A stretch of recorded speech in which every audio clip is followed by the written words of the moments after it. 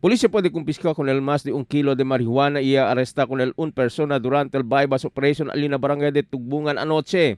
El police superintendente Nonito Asdai, jefe del Police Station 6, junto con el de su mga personal conducir bypass operation Alina Lopez Subdivision, barangay de Tugbungan. Ya resulta con el arresto de si Nur Hassan Albani y Mincinates, 44 años, residente de Purok 7, Tugbungan. El sospechoso talina de ila watchlist y ta considera police como de ila high value target. Ya confisca con el 20 paquetes de sospechoso marihuana.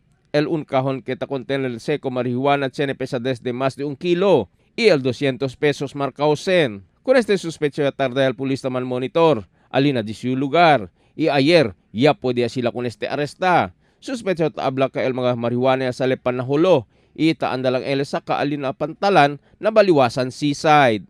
Emil Tuban, Dateline Zamboanga.